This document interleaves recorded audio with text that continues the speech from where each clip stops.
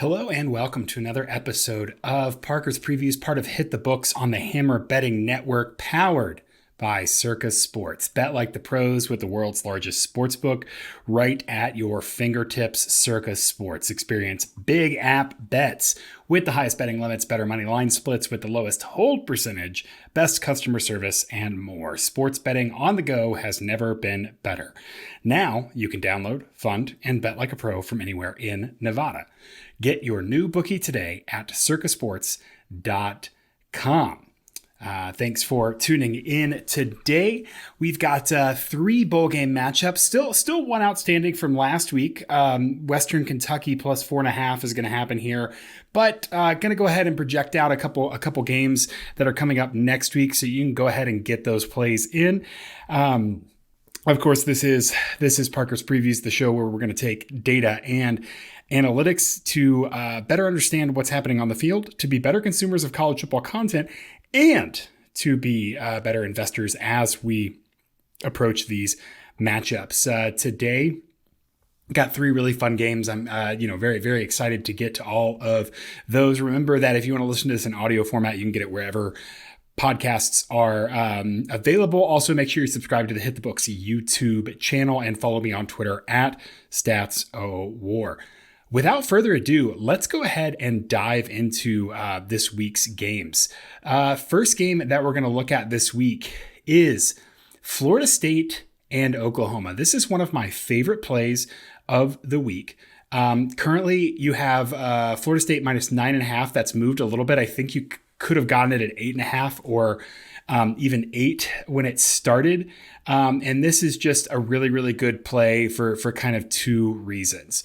One, starting out, we'll get into the numbers and breakdown, but one, we got to talk about opt-outs. Oklahoma is going to be down two of their starting linemen. Danny Gray, who's responsible for over a quarter of Oklahoma's yards, is gone, which really takes out a lot of their offensive ability there.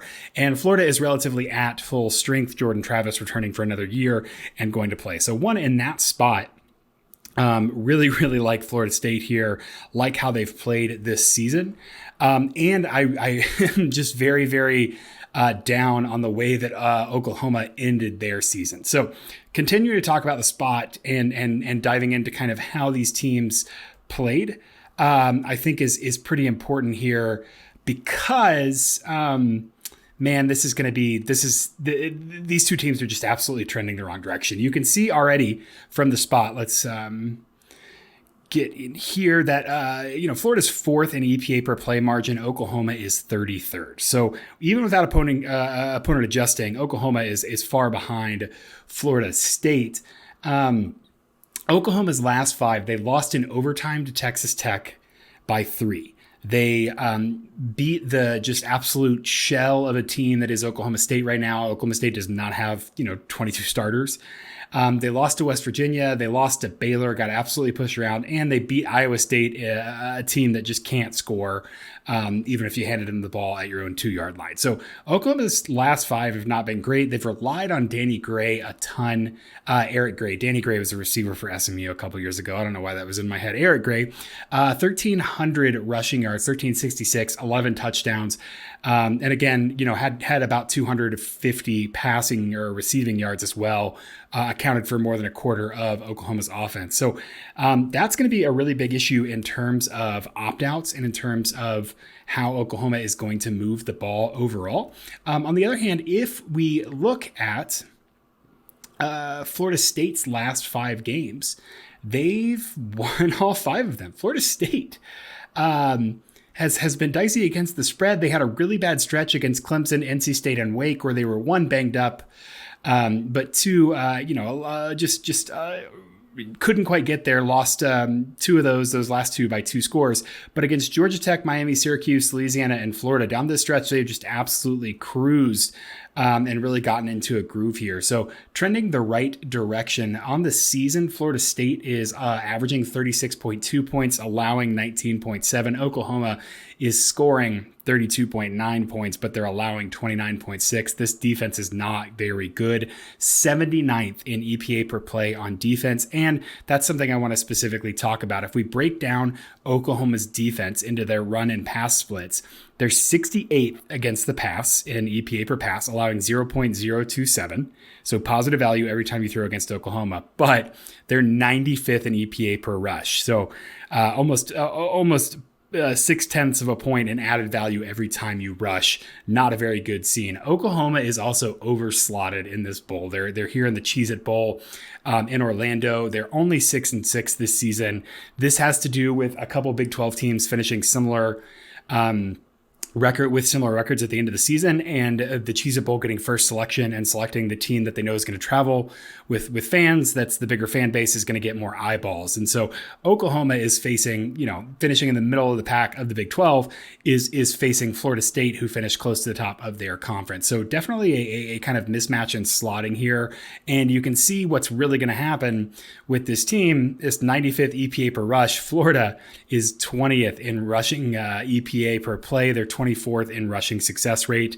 Florida State is just absolutely going to be able to move the ball against this Oklahoma defense. And without Gray, I'm not optimistic at all about Oklahoma's chances to not only win this, but to outright cover overall. So this game, I wouldn't pay for to get under the hook. It has moved in an unfavorable direction, but you can still get it at 9 in a lot of places, including, I believe, from our friends at Circa Sports. So seeing across the board 9.5. A couple places more advantageous in terms of juice, but generally, I think even, this is going to be gone once this podcast is over. But plus, you still get it -7.5 at certain places. So I would definitely rush out to get this. My official play here is going to be Florida State -9.5. I like them to cover. I like them to win big, especially running against this very poor Oklahoma rush defense. And without Gray on Oklahoma's offense, I don't know how well they're going to be able to move the ball at all against the Florida State defense that's certainly vulnerable, but has played well down the stretch here. So give me Florida State, give me the Seminoles, give me the to cover as favorites here. All right, next game that we're going to, Memphis and Utah State. A little less, not as blue bloods there, but this is the first responder bowl, and Utah State has certainly had, both these teams were 6-6, but man, Utah State took a crazy route to get there. They started out with a win against UConn and a loss against Alabama. Then they lost to FCS Weber State. They lost to UNLV. They lost to BYU, got their legs underneath them, and ended up going 5-2 over their last 7 games of the season. The problem is, if you look at their competition, it has not been very good. San Jose State, Hawaii, New Mexico, Colorado State, and an impressive win against Air Force. But other than that, they really did not look competitive against Boise State to end the season, and that game at Wyoming did not look very good at all. Memphis, on the other hand, they're 6-6, have been up and down with their identity. Their last 5 games, they lost a close one to a good SMU team. And two very, very quality wins against UNA, not quality, blowout wins against UNA, and then a pretty solid win against Tulsa there in their last 3. But they did face UCF and Tulane, teams that outclassed them, and lost in close but not competitive fashion against both of those teams. Memphis averaging 35.1 points per game, giving up only 27.3. Utah State is averaging 23.3 and giving up only 30.6. Let's look at the advanced numbers here. The lines I'm seeing for this are Memphis -7.5. Pretty much across the board, I think that's a great value. That's going to be my official play, and I think I can convince you of this. One, Utah State, very poor rush defense, 115th in EPA per rush on defense. And you look at their strength of schedule, not very good at all. They've been good at the pass, right? 39th in EPA per pass. But when you look at those together, we've got to think selection issues, right? And so it does look like there are gains to be made in attacking Utah State's pass off defense. If just because their run defense has been so bad, teams are targeting it. Memphis, 43rd in the pass game. Seth Hennigan, very, very good, experienced quarterback. He has almost 3,300 yards this season, 19 touchdowns. A very, very potentially explosive offense. They are 62nd in success rate, but 56th in EPA per play. Can really move the ball through the air a lot better than on the ground. And I think they'll challenge this Utah State secondary. They do have a benefit of field position. Memphis is starting at their own 31.2, which is 19th in the nation, compared to Utah State allowing teams to start at 28.9. Yard line. So a big difference there.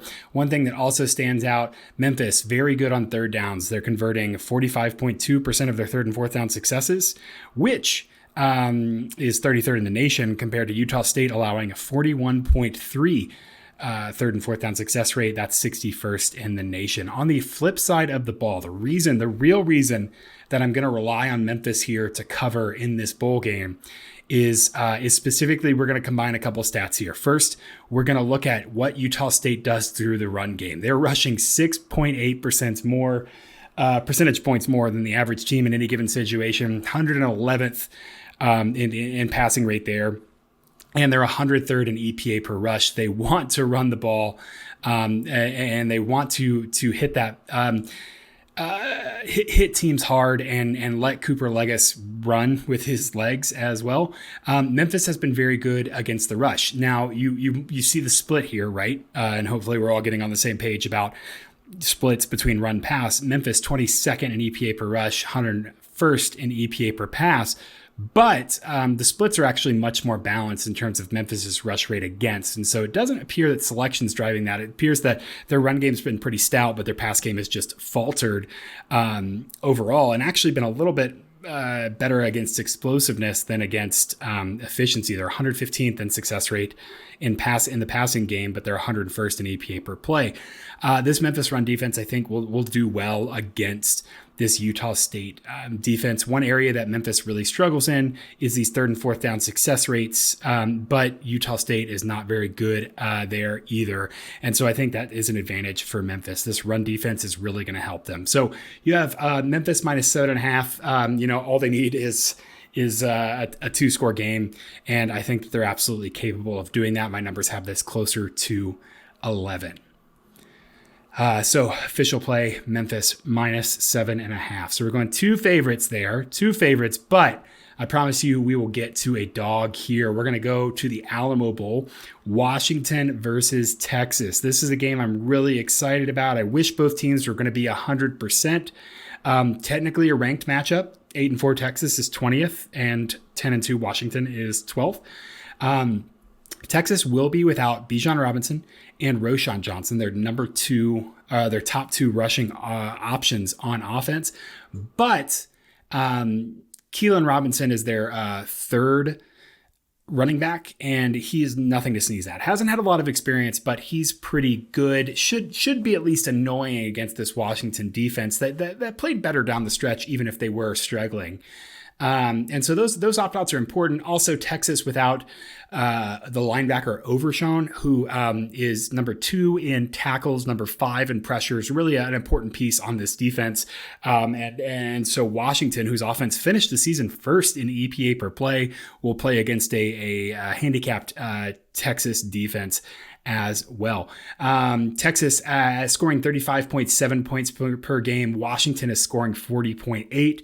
Texas allowing 21.2. Washington only allowing 26.3, but you can see by the numbers, Texas's defense grades out about 47th in the FBS in efficiency. Washington at about 117th.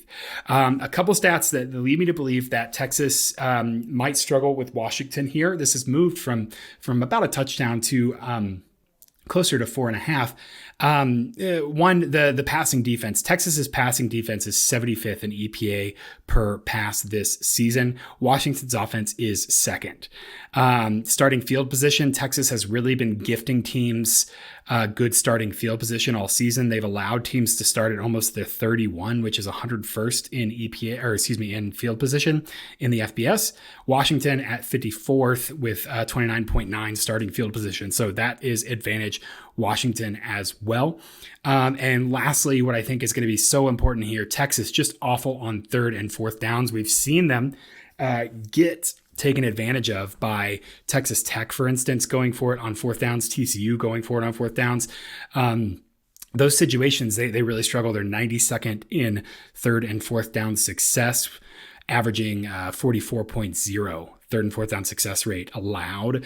Washington, very, very good in third and fourth down situations. They're first in the nation, 60.12 conversion rate. So legitimately very, very good offense here. A defense that grades out very poorly by the numbers. Washington 124th against the pass, 97th against the rush.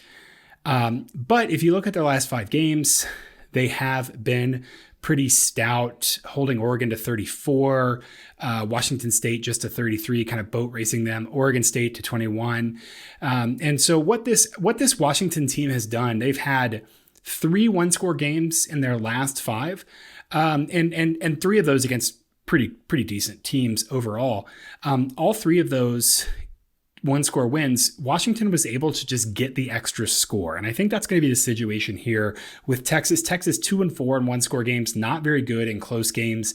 Haven't really risen to the occasion to beat a quality opponent, even if they have played them close. Washington, on the other hand, has demonstrated an ability with Michael Penix coming back with something to prove. He's never played in a bowl game. Said multiple times how excited he is for this.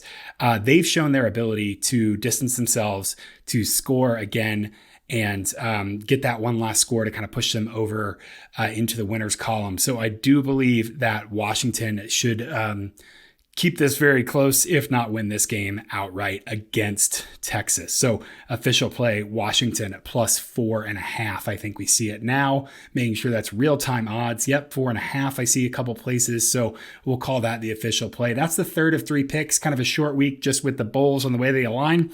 But next week, we're talking playoffs. We're talking New Year's 6. We'll definitely get there and get into those bigger games and those edges next week. So official plays this week, we've got Washington plus 4.5.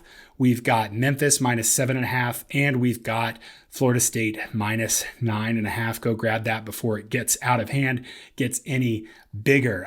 This has been Parker's previews. Part of Hit the Books on the Hammer Betting Network. It's powered by Circa Sports. Bet like the pros with the world's largest sports book right at your fingertips. Circa Sports. Experience big app bets with the highest betting limits, better money line splits with the lowest hold percentage, best customer service, and more. Get your new bookie today at circasports.com. Thanks so much for watching. Like the video, subscribe on YouTube, follow me on Twitter. Best of luck this weekend. Hope your bets cash, and we will be back next week.